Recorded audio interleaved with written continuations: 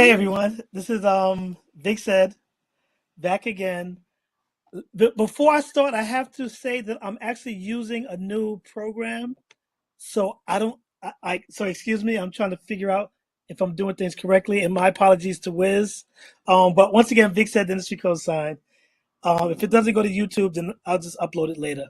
Um, I have a good friend of mine for the next for the latest um, episode of My Friends Are Better Than Yours. And if you don't believe me, show me your friends because I'm showing you mine. And Wiz, you're good, right? Okay, I Yeah, can I'm hear you. good. Okay, good, good. Yeah, So let me start this up. And once again, I apologize because it caught me off guard because okay. it told me one of the things wasn't working. But Okay.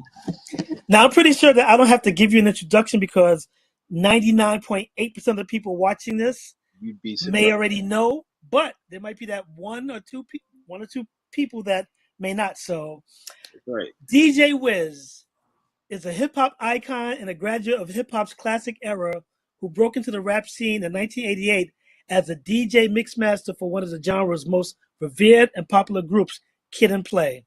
While throughout the 90s, Kid and Play, along with DJ Wiz, continued to make their mark on the music industry on the road, touring with the likes of Salt-N-Pepa, Queen Latifah, Public Enemy, MC Hammer, Big Daddy Kane, Digital Underground, Bobby Brown, Guy, Heavy D, Too and numerous Sway. to mention. Too numerous to mention. Everybody, yeah, we could be here for another 20 minutes just mentioning people. But he is also the founder, owner of a company and brand called the Video Mix Party. You see the logo above him. Am I pointing in the right direction? Yeah, like this. Yeah, yeah, like that. The Video Mix Party actually mixes and scratches music videos live in real time using the newest audio-visual technology, combining the video classics hits of the past with today's popular music videos. So it's like going to a party, and instead of hearing the music blend, you're gonna see the videos blend. Um, DJ Wiz and the Video Mix Party have been utilized for corporate parties and events and brand marketing for advertisers and companies that want to feature products in the marketplace while entertaining the crowd with the hottest music videos.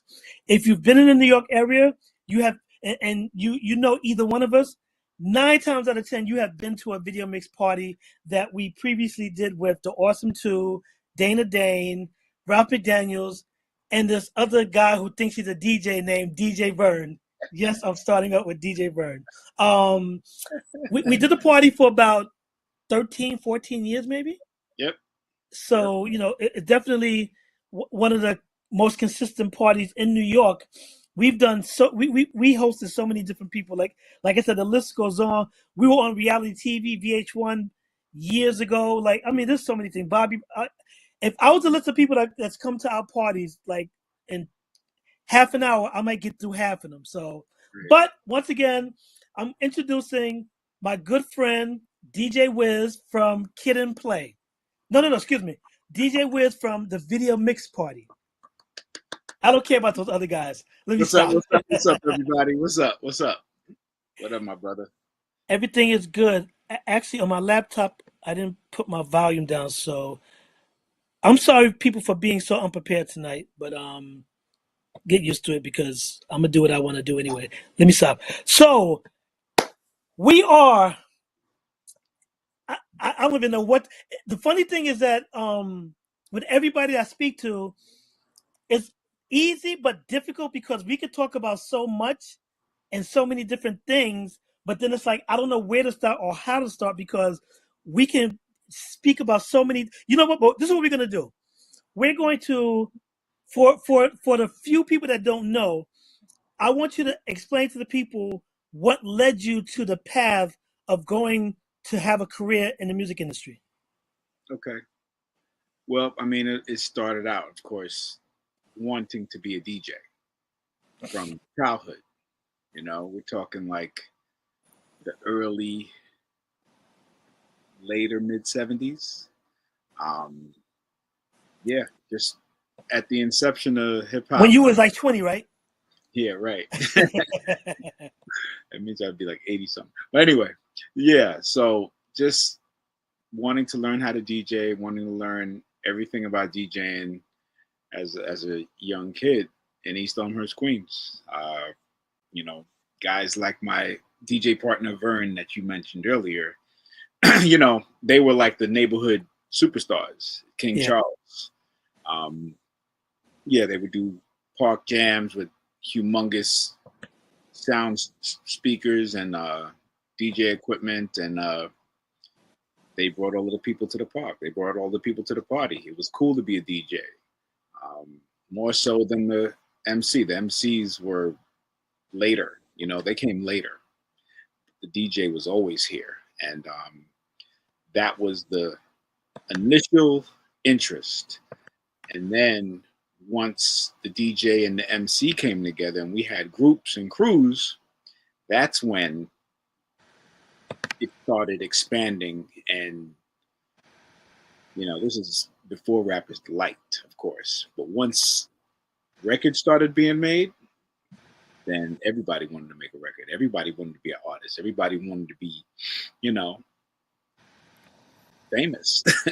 Yeah. You know, when you're young, people want to be famous. And back then it was super hard to be that.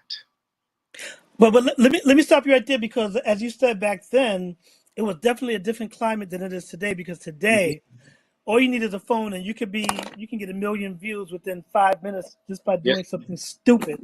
yes, you can. But back then it was more I would say not structured, but more enclosed, because there wasn't really a hip hop scene yet. Not Right. not in the sense of how it is today, because of course you grew up in Queens, I grew up in the Bronx, and there was definitely different park jams, but they were going on. And I don't know what your frame of mind was at the time, because you're so much older than me. But I do know that being in the Bronx and actually living in the vicinity of Bronx River, where Hmm. African Bambaataa and the Zulu Nation was, Hmm. and when they started doing their things, knowing that that's what we listened to, and that's what we like. Cassette tapes. It wasn't mixtapes. It was just cassette tapes, and it was definitely a thing back then. But did we really, even though we enjoyed it, did we really feel that hip hop would grow into what it was when we first got into it? Maybe a little bit later, Hmm. because it started picking up. But like, did you even imagine hip hop to become the big thing that it is now No, back then? no. Back then, hip hop was hated on. You know, Yeah. to make a record was unheard of in hip hop. Hip hop records didn't exist commercially really before Rapper's Delight. You know, I could be technical, say King Tim the Third, but I'll say Rapper's Delight because that's the one that really put hip hop on the map nationally. So once we had Rapper's Delight from the Sugar Hill Gang, and after that, Grandmaster Flash and the Furious Five, you know, they did super rap, and we had guys from the Bronx making records. You know, Yeah. Sugar Hill Gang's from Jersey, but we had Grandmaster Flash Furious Five. You had the Treacherous Three with Kumo D and Spoonie G, and all these people were superstars. So they would do local jams and they would be on flyers, their pictures. So these guys were superstars in our city. And that was motivation for me and the guys in the neighborhood to want to do what they did and emulate them and become famous and and have fun, get props, What do you feel is the biggest difference in the kids today growing up with hip hop than how we grew up with hip hop?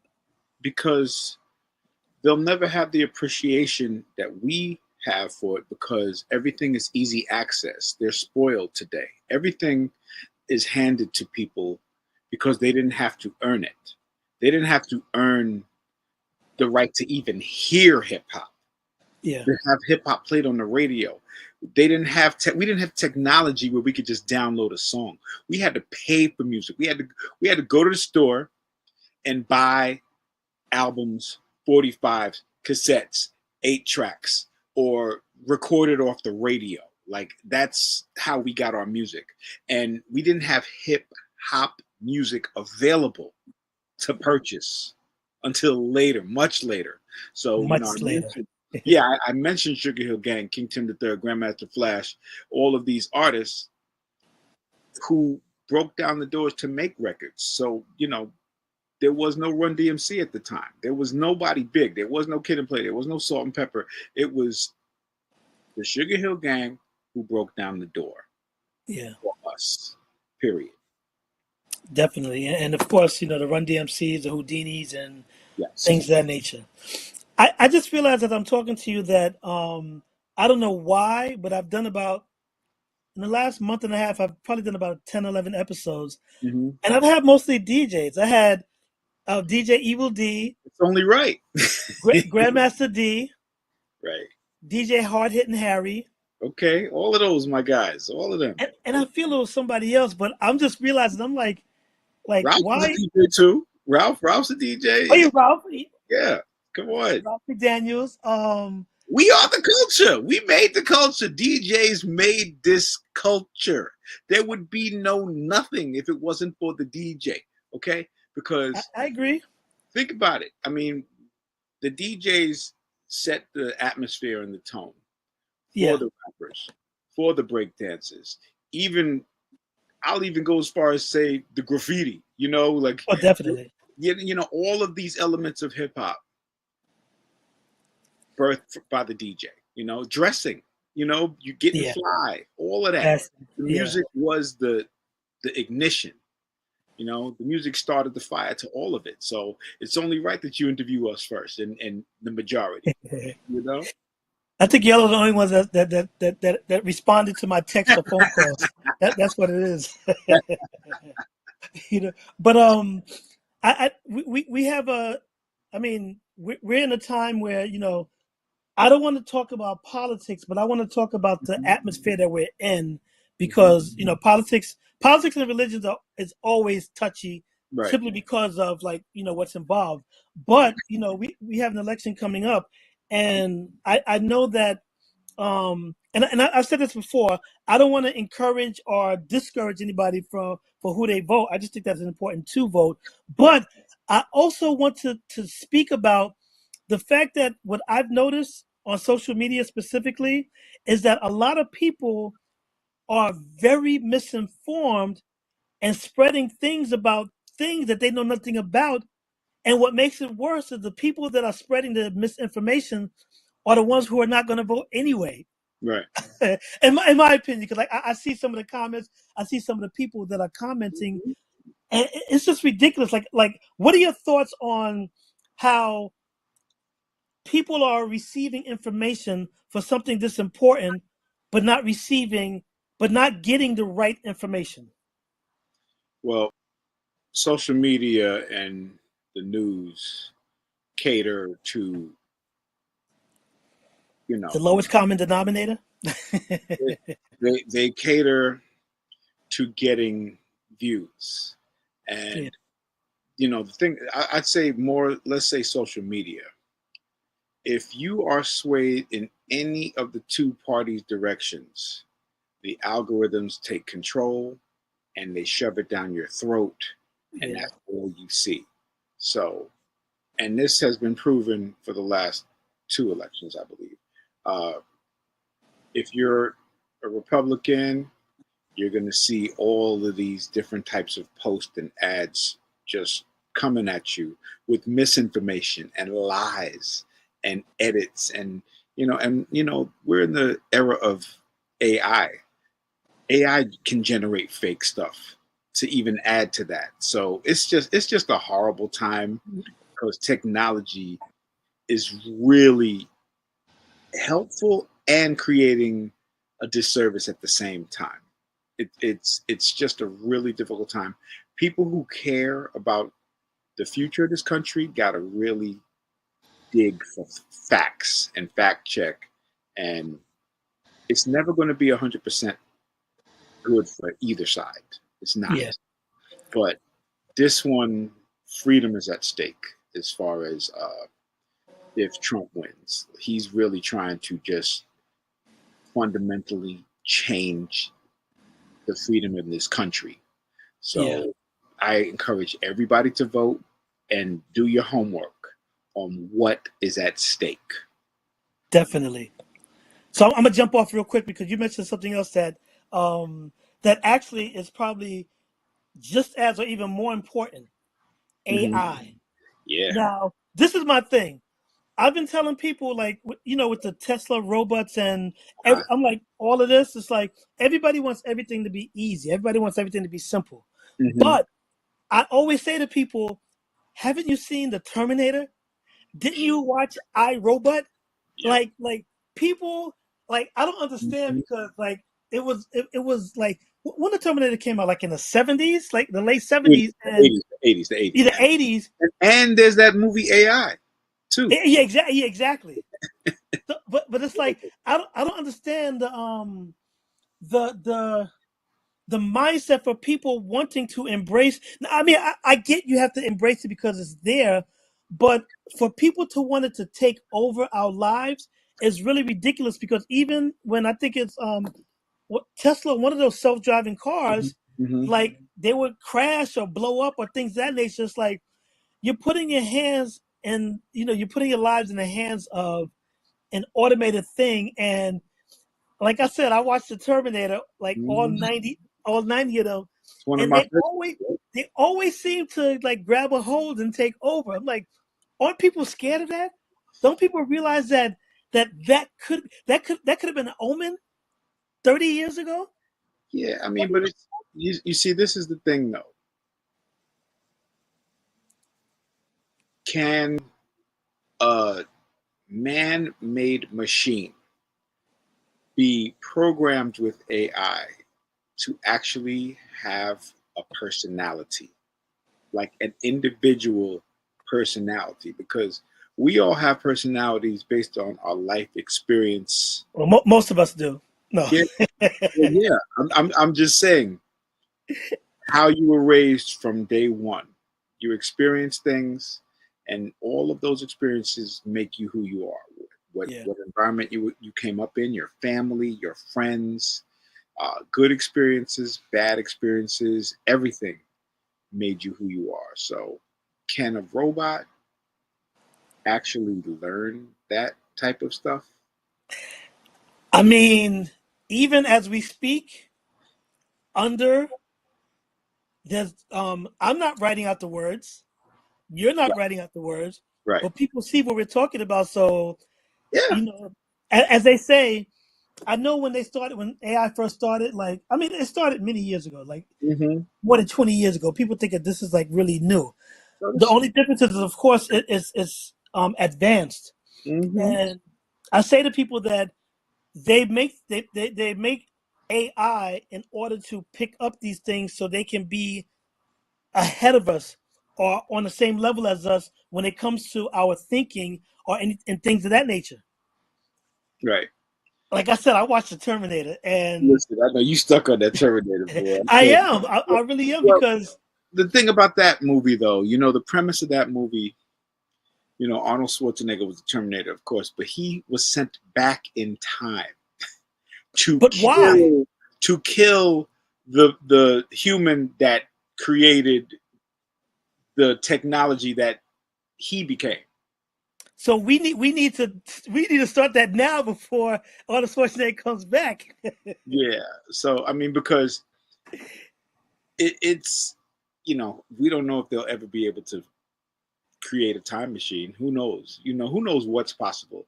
Because they didn't think flat screen TVs and opening automatic doors was going to be possible. Pretty soon we're going to be doing like Star Trek, beam me I'm up. about to say you beat me up We're going to exactly. be teleporting people. Teleporting, transporting people electronically. We don't know what the future holds, but That's the reason why I'm scared because, like I said, I watch these horror movies, these science fiction movies, yeah, and I'm all about that. I'm all hu- about yeah. humans are usually the last to the last to get it because we're superior, and we're so superior that we're making these things that is going to outsmart us, and that's scary because what if one of these AI Hmm. contraptions, you know, have the mindset of Donald Trump? Ah, well, You know, if it I'm has the just mindset saying. of Donald Trump, the world be over. everybody be gone. I'm just saying, so I don't know. I don't know. But, Yeah, no, I mean, look, you know what? We're gonna have to wait and see because it's not going anywhere. You know yeah, that it's here, sadly. it's here, and I've seen robots that do incredible things right now. They don't look human, but they're robots and they move. They're getting the movements down. Um, I've seen like robot security dogs and robots that imitate soldiers and soldier movements. So it's going to be interesting to see how far we actually go. Remember also RoboCop. No, my God, And remember the first RoboCop just killed everyone around him because it uh, wasn't there. yeah, But but RoboCop in that tank, that thing that he had to fight. Yeah. exactly. So since we're on the subject of like modern technology, you as a DJ, you came up with vinyl, crossfaders, everything. Like you had to bring like 90 crates to the park or to the Yeah. club, What's and, behind and me? yeah, exactly. There it is. So Yeah. I know that with Serato and like I mean so many different like Yes. how like of course I know you're relieved because you don't have to carry 10,000 crates anymore.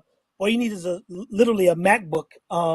Yeah. But at the Any same type of time, computer, laptop. You can do it on a phone now. You can do it on an iPad. It's crazy what you can do now. but does that cheapen the skills of an MC of a DJ? Not DJs that have been doing it like for as long as you have, because you have a different skill set where you came up technically doing these things. But somebody that's like has an interest in doing it now, and like you said, all they need is a phone. Like, how does it take away from a DJ being a DJ? Well, if you didn't learn with vinyl and the importance of learning on the original equipment, you take it for granted. You take it for granted. And this is the thing: technology, easy access to technology to DJ or do anything.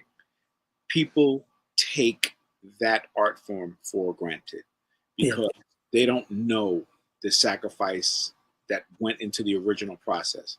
So I'm not saying we can't have a dope DJ that never purchased vinyl. I'm not going to say that because at the end of the day, you still have to know the basics of DJing. You have to know how to count beats and stay on beat, and you have to learn music, all genres. Like you need to know uh, how to read a room. You need to know all of yeah, these things that DJs have to be able to sense and read on their own through experience. You have to know how to move a crowd. So it's not impossible no, to learn how to do those things. But the old school DJs who came from vinyl, uh, yeah, it's from vinyl. ah, sorry. I was trying to. I wanted to because since we're live, I wanted to try to acknowledge some of the people that are actually commenting, like Oh, Jazzy G, Daryl Thompson, Lazy Lays. what up, people? Um, Those are my peoples. yeah, All of them. I was trying to like scroll to see, and I got I'm you. I'm messing up, but not to take the focus off of that, That's but so good. So the people who came from back in the days from the inception, it's been a learning curve. We learned with the technology. Where yeah, you got people who are just born into this technology right now. We didn't have a sync button where you could just match the beats up automatically without even listening. You got a sync button that'll do that for you. It's yeah. crazy. You had to actually have skills to touch the vinyl to slow up, speed up, hold, scratch, manipulate the actual songs. Where today you don't have to do any of that. You can do it all with buttons. You know, all buttons. Yeah, it's crazy. But do you think that because I know that I mean man. I just think that, of course, modern technology is always going to be good, but it's also takes away the essence. Even with music, even with Right. actually anything, because when we came up, I mean, I used to produce, so Right. I produced like as far back as when we had to get the reel to reel. Yeah. We had to book studio time. You know, it was the You had process to was so pay. much, You had to and pay money for you all of had to that. You had to buy exactly. the tape. You had to buy the tape. You had to book a session. You had to hire an engineer. You Yep, had you paid money every which way. every which way, Every exactly. which way. Where today, I'm just going on my phone All you and need is a recording it phone. right now. You know, it's crazy, but you know, but I think that that's why some people, every generation, people always say that the previous generation, I mean the next generation doesn't have is always easier. Right. But I also say that even kids that have phones at the age of 3, 4, it kind of takes away the skills that we learned. Like, and I don't want to sound like our grandparents saying that we walked 10 miles to school and now y'all are on a bus, and Right. Right. but It's that's it is what that's what it is now. I understand those comparisons, Yeah, but you still got to tell the truth though. This is the truth. You know, yeah. you're sharing history. You're sharing the progression. So why is it bad to say that? Why is it bad to say, man, we have all that when we was DJing, like we had this, we had that, we had shoot, I ain't even have a mixer when I learned how to DJ. I learned how to DJ off a stereo receiver and 2 house turntables, you know? I ain't have no mixer. I had a balance button, a balance knob. That's how I learned how to DJ. Real talk. That's how I learned.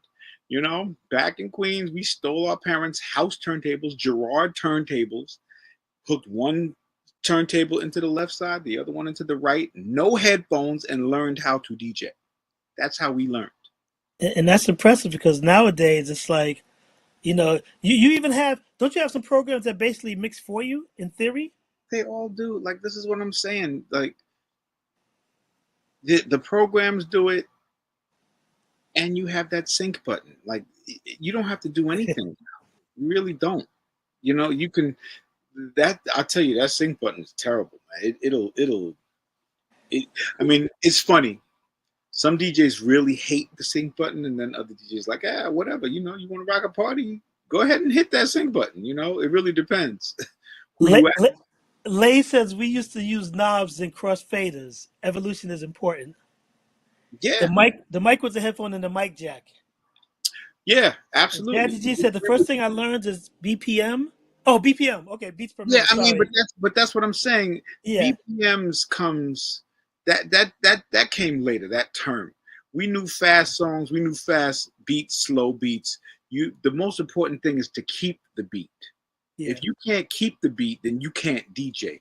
But the sync button is taking that away. That's what I'm saying. Like, you had to be able to count, throw a record and mix it and blend it on time. Technology was not there for that back in the days. You had to have the ear. yeah. Otherwise, you would just whack and you throw everybody, off and you clear the dance floor.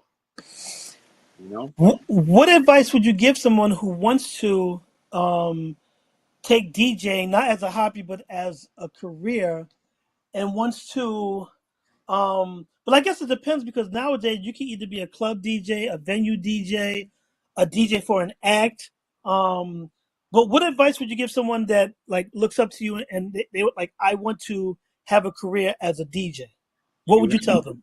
I would say, learn music, learn artists, learn genres, uh, and take classes. Learn how to DJ. You got to learn. Like, actually take classes, get some equipment, and learn if that's even for you. Because some people will say they want to DJ and will get in it and be like, all right, I don't want to be a DJ no more. You know what I'm saying? Like, learn what this business is, because it is a business.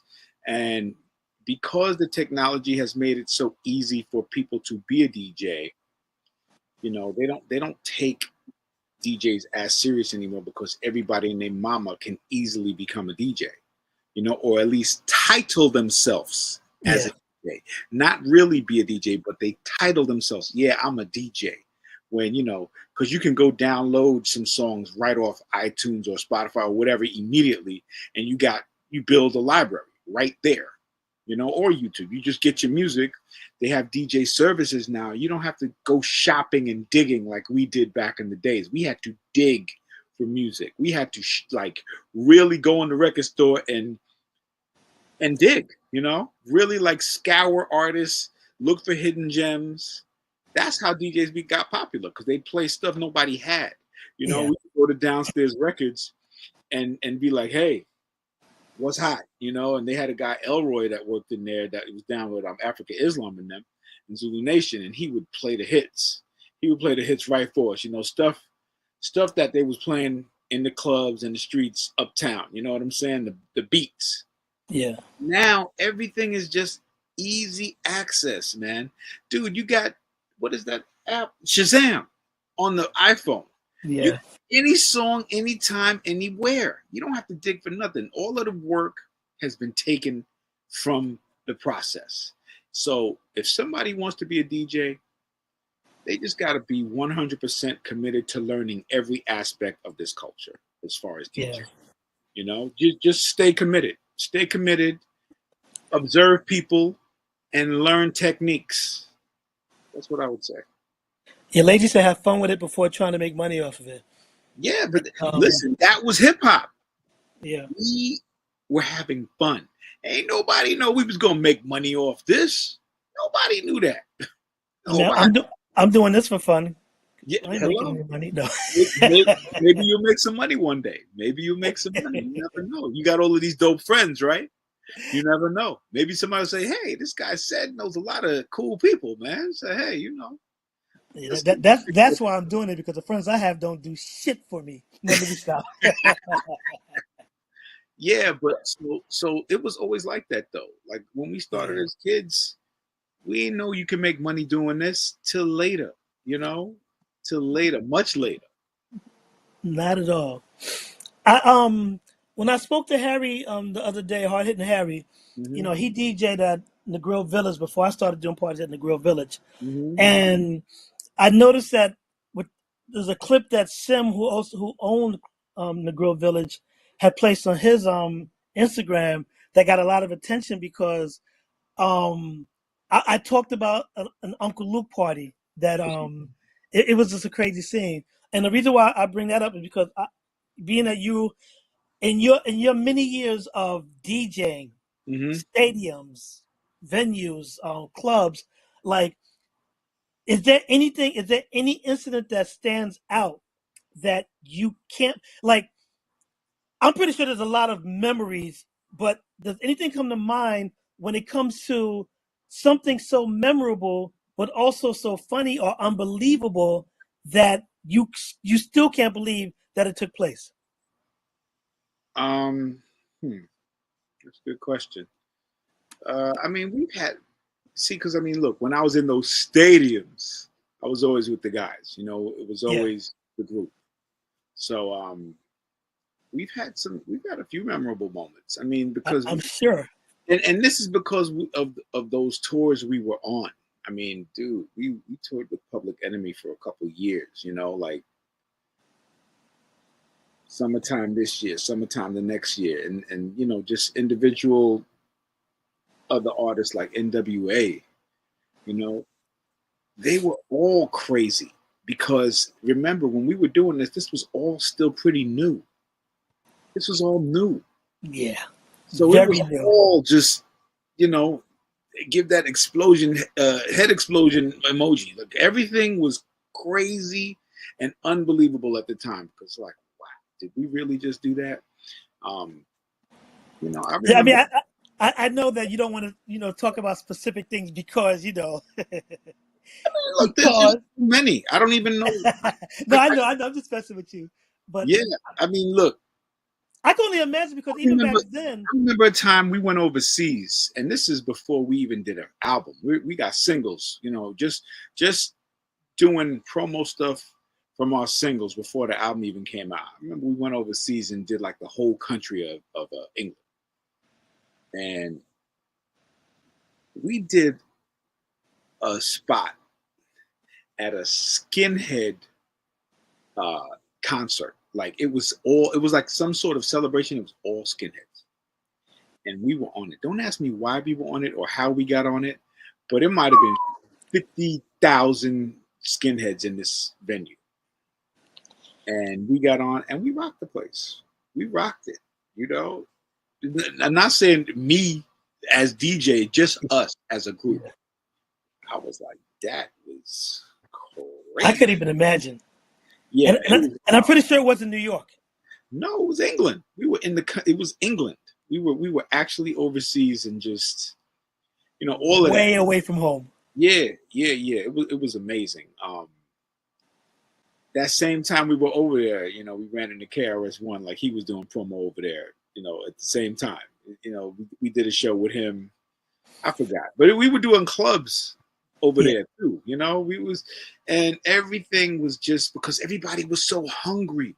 Everybody was hungry more of this hip hop, more rap, more. It was all so fresh and new. So every concert back then, every show was just awesome. Dude, like I said, Public Enemy. We toured with Salt-N-Pepa. We toured with Salt-N-Pepa. That like they were big time. Yeah. Before our album came out, Herbie let us open for Salt-N-Pepa and Keith Sweat because they toured together. Okay. And they, look, Salt-N-Pepa and Keith Sweat. Come on, Keith Sweat was hot as fire when he came out. You know what I'm saying? That's the whole beginning of that New Jack era. Salt-N-Pepa was the hottest and only rap group like touring. Like as far as females, there were no female rappers touring back then.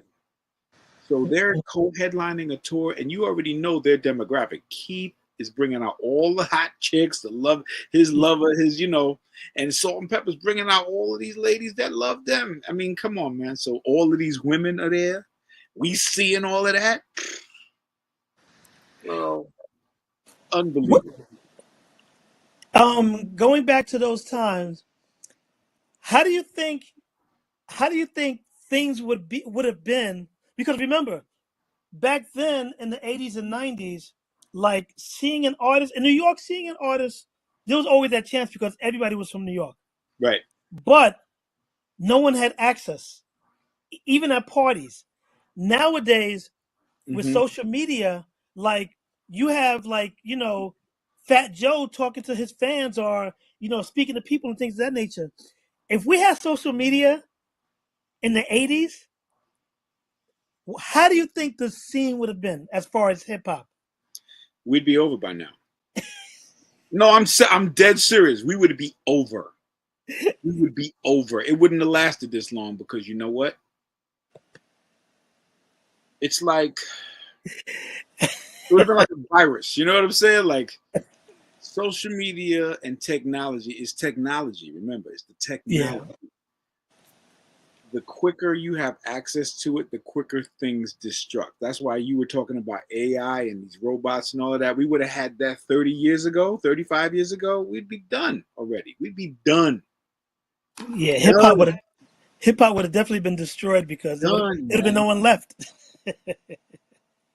Especially, and I didn't go out on the road like you did, even though I did here and there. Like when I was hanging out with Al B. Sure and like on the New Edition Heartbreak tour. Okay. And what I witnessed in just certain dates, because I only went on dates on the East Coast, wherever we could drive to.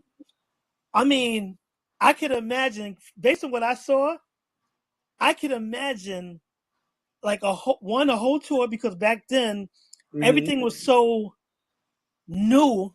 Right. Everybody was so new. Right. And I think the fact that even with R&B groups and things of that nature, like we as kids, we didn't have the access to go to see like rappers performing because or like the most we have is maybe the circus or something our parents took us to. But then with hip hop, like because it was mostly teenagers as far as the audience, at least in the New York area, because that's all I know. Right. Um, That's true. I mean, I lost my train of thought, but Well, I I'm mean, just think about it. Like even before we made records, even before all of that, you know, you mentioned like New Edition and people like that. They used to come play at the roller skating rink in Queens. They played at USA roller skating rink, uh, thanks to another DJ legend from Queens, Baby J. DJ Baby J was like a promoter at USA roller skating rink. He brought them to. He was the first person to bring them to New York. yeah. He brought New Edition, and we played at the roller skating rink back when we was way before Kid and Play. Talking about when I was in a group with Kid and Ron Lawrence called the Turnout Brothers. I was the DJ. Okay, we sold that place out. It was us, Dr. Rock, and the Force MCs. Plus MCs. Force Yeah. MCs. I still have the audio of that. I still got the audio. It's on the 8-track. I have the audio of that. Like, wow. And it was put on by the world's famous Supreme Team. Yeah. So we were there, and like I said, that was your access. You had to come to the roller skating rink.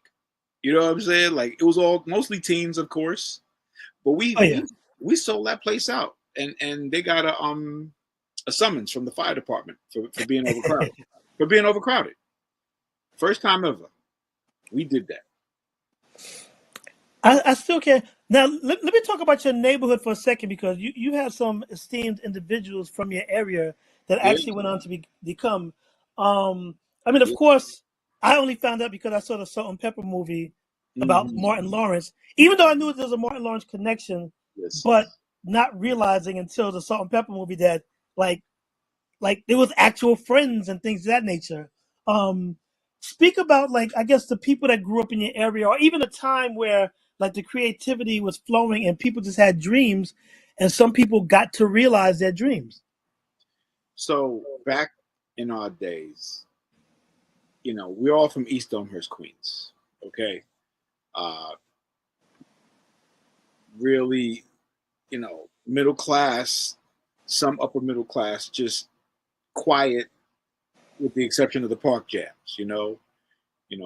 Middle class black and people from all over, from the South, West Indies. We had a little bit of everything. Some people migrated from Harlem to that part of Queens. Even Ron Lawrence is like a historian. He would get all of the facts and the people that were in our neighborhood. Malcolm X lived in our neighborhood. Okay, that's Wow. that's a fact. He has a street in East Elmhurst. Malcolm X place is 97th Street and 23rd Avenue. I Okay, didn't know that. still there. The house is still there. But that's what I'm saying. Like that neighborhood is special. I don't know how, why, but it was just a land of opportunity back in the days. From Malcolm X lived there. Uh, Martin Luther King used to come to one of the churches out there and just frequent. He used to frequent the church. I don't know if he was like preaching there or he just did business there, but he was always in our neighborhood as well. Willie Mays had a house. Willie Mays, wow, okay. Yeah, he had a house on Ditmars Boulevard. And then us, we're all immediately from East Elmhurst. Herbie Lovebug, myself. I lived right across the street from 127, what they called Booty Land. I lived right there. Yeah, because that was where they did all the park jams. I lived right across the street from there. Ron lived right around the corner from me on 97th Street, Ron Lawrence. Play and Kid and a few other local, rappers from our neighborhood. Sky Rock and B, Clevio, who were in our group, who was in me and Kid's group, all from East Elmhurst. I say Herbie. Kwame is from our neighborhood. Kwame, my birthday brother. Yeah, Eric B lived 4 blocks from me, right on 95th Street. So Cool G Rap, he's from East Elmhurst adjacent. He's like from our neighborhood. DJ Polo, God rest the dead, he's from our neighborhood. Steve Stout, right? No, Steve Stout's from Jamaica. Okay. He's from. Okay. He came and hung out in the neighborhood later. Okay. He knew some other people in our neighborhood that he worked with. Okay. Yeah. So but it's the Queens thing, you know. So he's on because of us, you know. He hung out with us, really me. He hung out with me, and then Yeah, moved 'cause I on. knew you was connected to him. That's why I asked. 'Cause I thought that Yeah, that was why. and you know what? I give him credit for always telling the truth. He always tells everybody. He said it on Drink Champs. I put him in the game. He said it straight up. He said it was Wiz that put me in, not Kid and Play. Wiz. That's a good cosign. You know, what is Wiz doing? Is there anything that, I mean, because like we're still involved in the industry, Right. and the funny thing is, um, I always knew. I mean, I had dreams of being an artist. You know, Right. singing. You know, I Okay. used to sing myself and Tuffy. We had a singing group at one Yeah. time. You and your singing brother Puffy. Yeah, and so I always had this like dream of just being in the music industry until I die. Um, didn't work out that way because I'm still alive. One, Right. and two, like I said, you know, then doing the video thing, which was not planned, then doing the parties and writing and things of that nature. At least I'm still involved. Is there anything that you wish you would have done or wanted to do or may still want to do when it comes to anything within the industry? Um, current like the current industry, I don't have anything I really want to do in this current industry. You know, there's lots of things I wish I would have done way back before we It- became who we were or yeah, during when we were. You know, if I had that time machine, I go back and do a whole lot of different things. You know, we can't do that. You know, we got to yeah, do the best with what we have, to make the best decisions with what we have at that moment and move yeah, of forward. course. So now, you know, because of my history and because of my legacy, I'm pretty much a hip hop historian, and I can teach people how to DJ. Like I do that. You know, Yeah, my brother Uncle Ralph McDaniel's. You know, we teach in Queens through the Queens Library. yeah, Both of things. We teach history and we teach how to DJ. We teach production. Like we do all of that. So I'm very happy doing that. You know, sharing like how I'm sharing right now. You know, you share your experience, you teach somebody, and you help somebody else become better at whatever they want to do. Um, yeah, I'm all about just keeping the culture and the history true. yeah. So that's how I'm involved. You once lived in California for a Yes, number of years. yes, How sir. was California living in comparison to New York living? It was culture shock in a good way when I went out there. Um, my first taste of LA, like living, was when the guys were doing the House Party movie. Okay. It was, I think I went out there in like late February or March one year, and it was all sunny and like 80 degrees and Mm. palm trees. I was like, what is this? Yeah, I fell in love with LA really quick because, again, it's back then. Everything is still new. That's number one. We're out there. We're already who we are. We're already Kid and Play.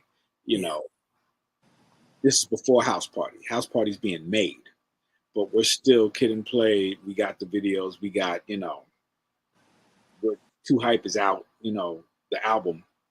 yeah. So it was a good experience for us. Um, yeah, I mean, because I mean, look, we were superstars back then. Even before the movie. Hip hop was brand new. We were out there. We got treated very well, and the atmosphere was just awesome. You know, and people were very nice. Everybody was nice to us, so it was good for me. Yeah, of course. You know, I always say, I always bring this up to play whenever I see him because when I did the MC Light video, uh-huh. people swore that was him. it People saw that I was like, we look nothing alike, but was his reputation. yeah. Apparently, Play was the So, tramp. You know, he was in that tramp video too. yes, You know, so he had that reputation already. You know, like, oh, I remember again. because of course I'm still amazed that you know I can't even remember how we met, and I always tell people that um sometimes with people you just get an instant connection, or even if you meet somebody and then years down the line you become cool. Right. There's always something there, and I honestly can't remember how we met. The exact moment. Yeah, I I can't don't remember. remember. To be honest with you, I don't remember, but it was obviously back then. Yeah, And that's the thing. You see, we all used to come together at yeah. these industry events. So, you know, we didn't have social media. We No, had to go out to. we were social media. Yeah, yeah. We really were, between us and Rap Master magazine, Word Up magazine, Word up, yep. and Video Music Box. Video Music Box was really social media because people used to do their Yeah. shout outs. Shout outs, yeah. You know, you've had your moments co-hosting along with Tuffy. You know, Yeah. shout out to Ralph for giving people the opportunity to, to shine and just sharing this whole culture. Yeah. You know? Ralph still don't get enough props to me ever. Like, Nah. people don't really understand what he did. And you know how I defend him, even though I don't like him. That's my guy, man, Ralph.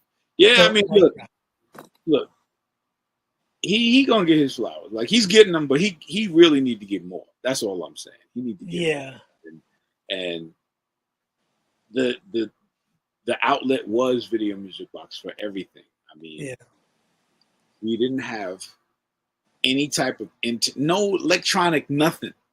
You had to watch Video Music Box to see what was going on in the city. Yeah. Like, you looked forward to watching that and seeing, oh damn, I missed that. At Oh 3 o'clock, you knew you had to be in the house. yeah, and just learning what was new, what was hot. You know, he broke artists.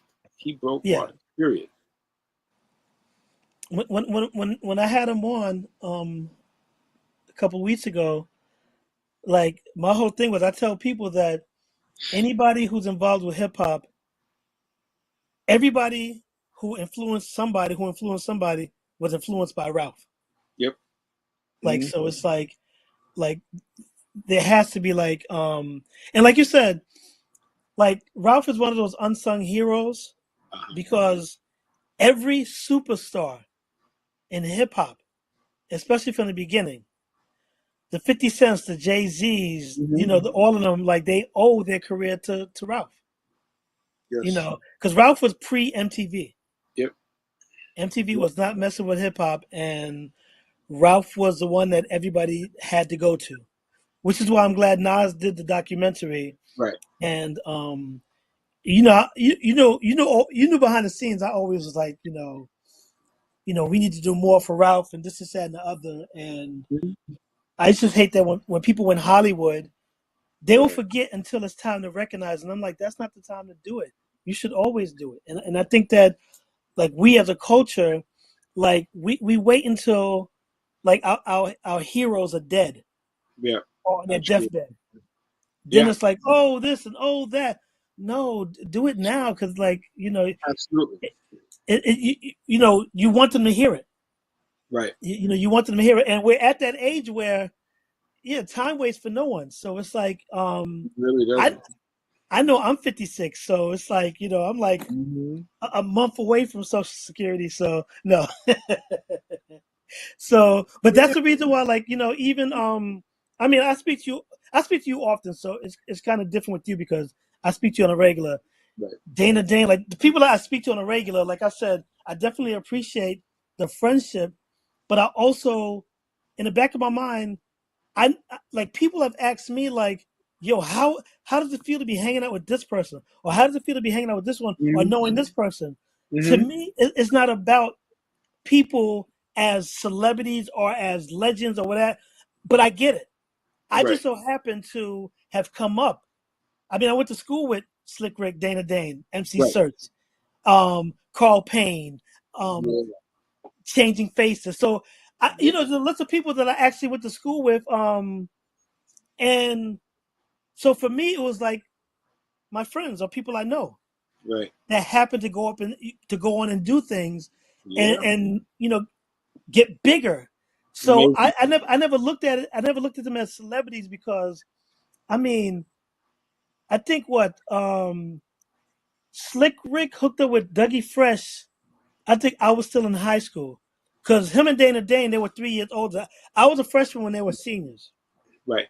So they had already graduated by the time like Dana did Delancey Street and no, Nightmares. I mean Nightmares, Right. and Slick Rick did Lottie Dottie with Doug. So I'm looking at like my friends are doing things, and then we had like, I mean, like I said, my mindset, because I just grew up with people. I grew up in the Bronx. I mean, like I said, this could be a whole conversation as far Yeah. as like the people around me.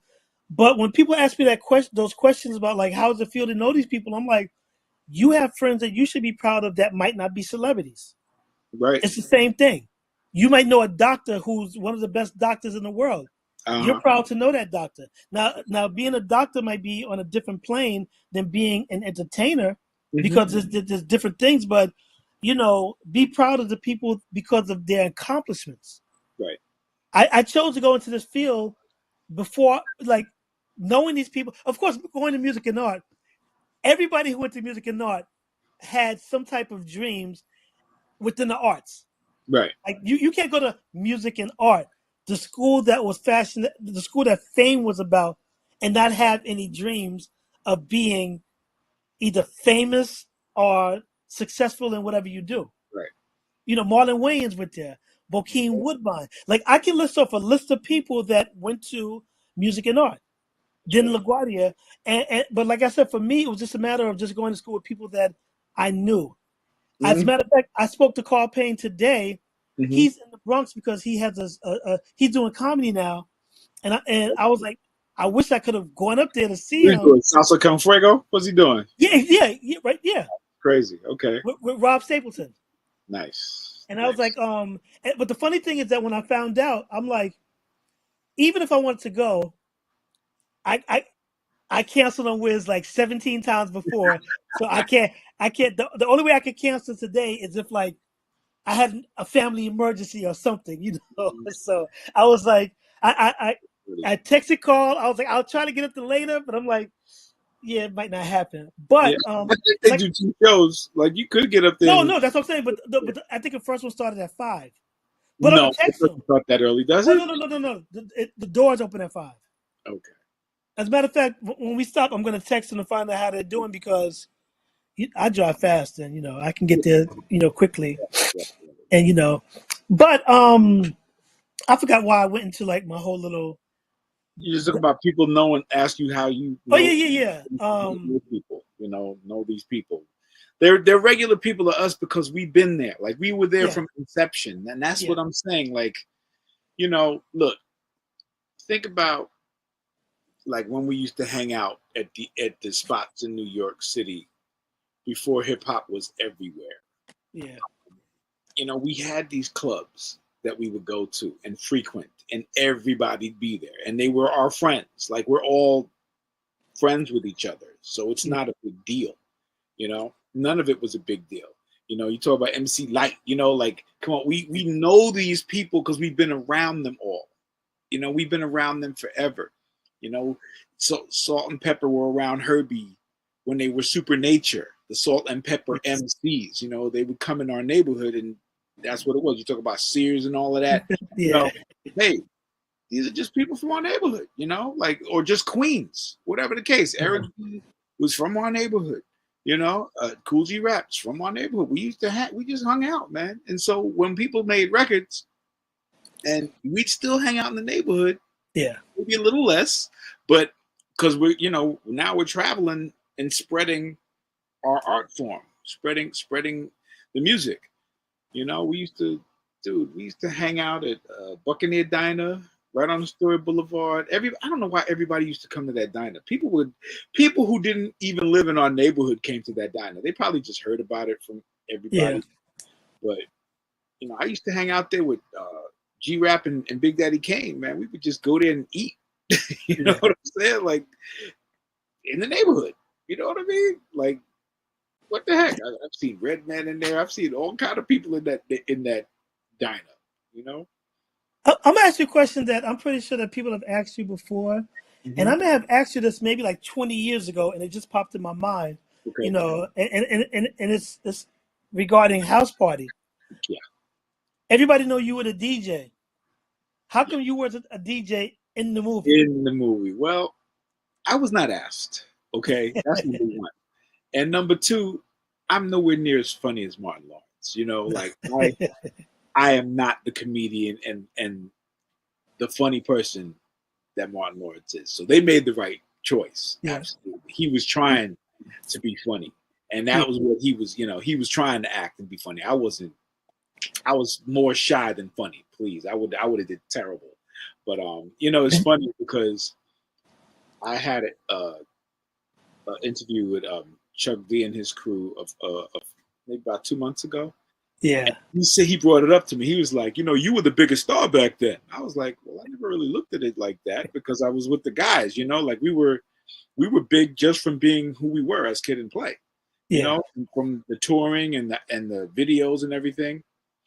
So I was like, well, I never really thought about it like that. But now that you mention it, Chuck, I could have been in that movie. But did you feel a way back then? Well, something. I feel they could have shoved me in the movie somewhere. Somewhere. But what can I do? It's 35 years later. What am I going to do? Like I said, I'm pretty sure people have asked you, like I said, because it just popped in my head. Because I'm pretty sure I know I've asked you years ago. And everybody used to ask me, was you supposed to was this Martin playing you in the movie? How come they didn't put you in the movie? Man, I got it all kinds of ways. Yeah. It is what it is, But like I said, Martin, he's funny. I was not that. So they did the right thing. The Hudlins knew what they were doing. I'd have kicked him anyway, just out of spite. Make him limp. Nah. Yeah. I had my like 3-second cameo in House Party 2, my one-liner. Okay. House Party 2, and I'm in another scene. Like that whole pajama scene, like you'll see me a little bit in there. I gotta go now. I gotta go. Look again. Yeah, and check it out. Look closely. Me, Herbie got a little cameo in there. I got a little cameo in there. Big Les is in there. The young black teenagers in there. It's a couple cameos. I remember the scene. I just have to revisit it because you said young black teenagers. Wow. Yeah. Listen, 91. Ooh. He shot that in 91. I can't believe it's been 30 years. House Party is going to be 35. Wow. And people don't give Kid and Play enough props because I heard Ed Lover say it on a podcast that Kid and Play broke down the doors for everybody to make their movies. They had their own cartoon. But this is the thing. The cartoon came after the movies. But what Ed I just use that as a reference point, like right, wow, right. Just the point really is that we had Wild Style, we had Beat Street, we had all of these other movies, Crush Groove, everything. But House Party was very successful financially, where the other ones were not previously. House Party was super profitable to New Line Cinema. House Party cost a little bit of money to make. Like $10. It might have cost, $2 million. I forgot exactly how much. Very low millions, very low. And they multiplied it like 20, 30 times. They might have made 50 or 60 million off of it. So that broke down the door for hip hop in Hollywood. Give us more of this new talent so we can, make more of these House Party successful movies. I'm going to take it one step further. There's two things. One, House Party wasn't considered a hip hop movie. It was just a movie, if you think about it, with hip hop elements. B Street or like Crush Groove, Right. those were That's true. specific hip hop movies. And the reason why I bring that up is because that's where you saw the universal appeal with a Kid Hmm. and Play. Right. Because you take out hip hop. It was That's more just around the way people from the neighborhood yeah, gathering relatable. to a house party. Relatable, exactly. Like I said, you could Yeah. that could have been it could have been goth, it could have been R&B, it could have been any other Right. genre, and it still would have worked because it Right. wasn't about hip hop. It was hip hop elements, but it wasn't about. It was about the party aspect. It was about Right. the friendship and everything that people can relate to. Yes. It just happened to So be rappers. the party had hip hop elements. You know, they were rapping in the party. They were Yeah, they were hip hop dancing in the party. yeah, They were, you had DJing. You had everything that a house party had back then. And you had all of the neighborhood elements. yeah. The family, the kid's pops ready to whip his ass. All of these different things. The neighbors next door. John Witherspoon. That was his introduction to really anything before Friday. The bullies with full Yeah, force. full force. But yeah, a lot of people missed that. John Witherspoon and his wife were in House Party, I remember now. Yeah, and then they were in Boomerang. It's the same couple. I didn't realize that. That's what I'm trying to say. A lot of people missed that. Like Wow. that was him and his wife in House Party. She Because was like, I remember the characters.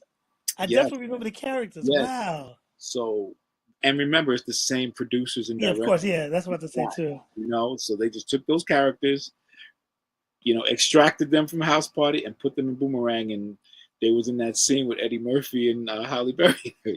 Yeah. Greer. Yeah, I, they were I, I, Greer's parents in the movie. yeah. I gotta give props to Fat Boys Of course. Yeah. because they kind of like Yeah. that was a movie Disorderlies. Disorderlies. Yeah. No, didn't they have one before that? They, No, it was Disorderlies because that's when they had the scene All You Can Eat. yeah. Yeah. Okay. Yeah.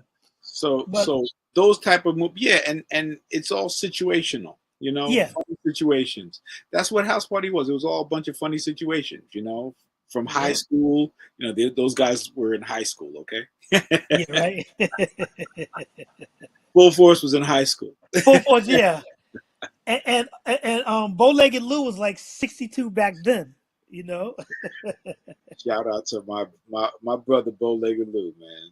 I got to get him back on because we did this like last year, Uh-huh. and I do have it in the library, but one part I think my vocals was Right. technical difficulties, Yeah, but Lou do it, man. Lou's yeah, of course, yeah. So he loves you, I'm surprised he hasn't harassed me yet, but that's what I say. He loves you. Yeah. yeah. So he always he brought it up in the podcast as well when they did the party for Unsung. Yes. And I don't know if you remember because it was at I think SOBs, and Yeah. and they revealed his middle name. I mean his real name, and I hollered. Oh, did you? I hollered. It's what Lucian, Lucian, yeah. and I was like, "What?" You never And do that. Oh, I do that. I yelled it out at the party, and he looked at me, and I was like, "He never let me live that down." He's like, "Yo, you embarrassed me." I was like, "No, you're," and of course, bless his parents. I would say at the time I was like, "No, your parents embarrassed you by naming you that." But then I found out that he's actually named after his father. Kind of felt bad at the time, but I go back and forth with people. Oh But my God, that's hilarious. when he sees this, I know I'm going to get a text or a phone call. Yeah. So, You're gonna get it. I love hey Lou, how's everything going? Lou was always my advocate with Kid and Play. And they should put you in this. Like he's like my publicist. Like you put him in more stuff. I love Lou, man. Lou. Yeah, and I when he used to put the stickers on the back, kick me or whatever. Mm-hmm. He's the biggest kid who's like 140. Gotta love Lou, man. Gotta love Lou. Yeah, so I mean, I do appreciate you talking and having this moment. Yeah, look, we can do this again in the Yeah, future. definitely. Maybe I'll have some more stuff I actually, really want to bring attention to. But yeah, I'm happy, teaching this hip hop, teaching DJing, and just letting Yeah, our legacy live on. That was the whole reason we started the video mix party, so we could yeah. teach people about the past, because people, they weren't representing us properly. Yep. We're representing the hip hop legacy, and I'm still doing it today. Still doing it. We just got to find another venue. You know what we have to do, and with the service I'm using now, I can get up to like 10 people. What Hmm. we need to do, what we're going to do, is do a video mix party reunion, except for Vern. Dana Dane, the Where's awesome gonna two. Dana, awesome two. Ralph. oh, Um, why am I forgetting? get Surge on there too. Yeah, that would be funny. Well, I feel like I'm missing somebody. No, that's everybody. Yeah, that's everybody. Me, you, Yeah, Dana, the awesome two, Ralph, and and Vern. DJ Vern. Yeah. Yeah. Okay. Yeah. So, but yeah, we got to make that happen, and Yes, sir. that'll probably be the funniest thing ever because everybody involved in that is clowns. And And I I, almost, actually, I almost feel like we got to include Red Alert in that because he was always there. oh yeah, definitely, yeah. Got to see somebody In like fact, Red Alert. You know, I got to reach out to him and you should. You should. yell at him, Yeah, So, but that, I that want to give props to Red because I know that he said he's chilling now. I yeah, spoke to him about a month ago or something, about a good month ago. I enjoy speaking to him. Haven't seen him in a couple of years because I haven't been outside at the that's times he right. was outside, and I did miss him and Ralph's celebration over the last year, Mhm. and I really enjoyed the fact that when we did Red's first birthday party like 90 Mhm. years ago, Right. like he stuck with us like for like what did 14, 15 years, however long. And like that party was like it was always that party was like the party of the year all the time because it brought Mhm. everybody back. It brought and Yeah. I mean anybody who was somebody in the hip hop, especially people that came from out of town, always stopped by M15, and I definitely appreciated, the Melly Mel's and the Grandmaster Kaz's and the Cool Hercs, Yeah. the people that like really really was at the beginning for them to come and not only come to support us but to be recognized because Yes. we definitely made sure that anybody who was anybody. I mean, I remember. We had people that we knew but the general audience didn't know. They knew the music. Right. Like what's his name? Um, when the East is in my house. Why do I keep forgetting his name until I see him? But anyway, like I said, we always had people there that would come by that people didn't. They knew the music but didn't know them, and it's like, hey, we want to. So and so's in the house. It's like, oh, we didn't. Oh, we were just talking. It And was always a good thing, and we definitely need to do another video mix party soon. I mean, yeah. our birthdays are coming up, so Yeah. next year We we gotta got find like that. 5 months. We got 5 months to prepare. So We just gotta um, find that venue. You yeah, know. definitely. So, but yeah, like I said, I appreciate you. Yes, The sir. friendships, that we had, Mm. and the fact that Likewise. you actually you're probably the only one that still speaks to me out of everybody at the video mix party. And and, Somebody and, gotta, feel sorry and for you. Guys. Somebody got to keep you around, keep you all right. I don't want to speak to Vern. And he still tried to page me and text me, and I'm mad at what's his name, Teddy Ted, because I've invited him on the show several times. He knows I don't like him, but I'm trying to That's be right. nice. I don't like him at all, but I said let me do the industry thing, and he ignores me. And I actually went. Well, you know what? But I can't front because I've been in Jersey for years. He always invited me out. I finally made it out to like You went to the brewery. yeah. And the thing is, I'm like, okay, so now, let me invite him, and I think he still holds a grudge because it took me like literally 10 years to attend a party that we weren't doing together. But he never believed that I never liked him. So it is what it is. Love Ted and K, man. But They don't get the props they deserve either, man. no, yeah, and that's another reason why I definitely want to speak to them because, I mean, they were before like basically everybody when it comes to radio, like everybody, and I think it's a shame that people don't recognize and don't know. Yeah, it's a very small class. Yeah. Magic, Red, the world famous Supreme team. There's a very small class of DJs that had radio shows to help propel this into what it is now. So I mean, and they're in the class. They're blessed.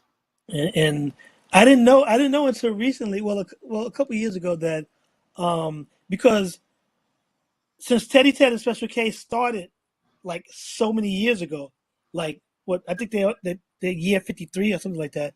I didn't realize until we had a conversation one year, one of the birthdays with Teddy Ted's birthday, that Teddy Ted is younger than me. It's crazy. I'm like, how can that be? That's crazy. But he did start when he was like 4, DJ. Special K, he's like 72, so let me leave Special K alone. I love Special K because he always has one look. Hey, what's up? That's it. For the rest of the party, for the rest of the week, anytime you see him, hey, how you doing? Huh? And then keep it moving, But and of course, props to Dana Dane because I went to school with him. I made him popular. I introduced him to Slick Rick, so Hilarious, man. So, but yeah, no, I mean, look, we got a good crew. They're still, our peoples. We might be a little spread out, but we can always come back together, and it's like yesterday. You know what I'm saying? I love it. So yeah. Except Vern, we don't need Vern. Vern's only input was his equipment.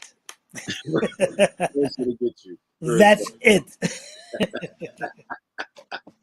And it shocked me because, like I said, I saw him recently, and he actually had hair. Yo, that Vern threw me off. You and Vern, y'all can get hair like out to here. Y'all are still blessed like that. I ain't feel like that. No way. I'm like, But anyway, like I said, appreciate your friendship. Pleasure, man. And like I said, we're going to do this again. And like I said, I definitely want to do a video mix party reunion. First off, a real party, but I also want to do it on this platform as well because I think it'll be funny. One. Yeah, of course. And like I said, we had so many memories and so many things and so many people that would come and like people like, yo, I was at N.W.A, and I'm looking at them like, so was I. I mean, come on. I mean, but I get it. And like I said, a lot of people remember there was a time where we had to stop some certain photographers from coming there to take pictures without crediting us or even acknowledging us, but they're coming to take pictures of legends and not even. I'm like, yo, come on. We let you in for free. You don't buy anything and this, that, and the other. I'm like, come on, But I'm sure a lot of people got mad stuff we never saw that they probably sold or whatever, and hey, because we was doing it for the love, and that's exactly what it's based on. You know what I'm saying? Exactly. So, but the truth is, we had to split them on 16 people. So yes, we were doing it for the love. Big ups and good times, my brother. Definitely. Well, everyone, thanks again. This is My Friends Are Better Than Yours, DJ Wiz from Kid and Play, the video mix party. This is, you know what? I just asked somebody this question literally about a month ago. What's that? Do you ever get mad? Of course I do. I think you're one of the few people I've never seen. Yeah. I've seen you disappointed. Yeah. Now people have seen me angry, upset. I get in a different headspace when I'm there. But I'm like, I forgot who I was talking to. I was like, have you ever seen Wiz get mad? I'm like, I've known Wiz for like 90 years and I've seen him disappointed. But even then it was like he had a smile on his face. I'm like, what's wrong with that, You know what? I'm glad I don't get mad often. I probably wouldn't be, I would not be a happy, or a smiley mad person if I'm really, really mad. But not often. I try not to. Thank God. I couldn't even imagine it. Dana's another one because he's always smiling, showing that ugly ass gold teeth all the damn time. Let me stop. Then to get mad, can't even tell he's mad. I've seen Yeah. Dave Let me leave Dana. In fact, I gotta reach out reach to out you. to Dana as well, and Yeah. tease him the whole time as opposed to having a conversation. But once again, Big Set, the industry co-sign, DJ Wiz, Kid and Play. My friends are better than yours, and if you don't think so, prove it to me. Till the next time, Yes, sir. um, Good times. Good we're times. out. All right. And I always do this: press N, and does it end? Oh, it ends. No, because I'm still talking. People still see me, and I see a circle, and it's taking its time. And if I had a second thought, I'm pretty sure it would have ended by now. Why is it doing this? It's literally like just like spinning, like I don't know.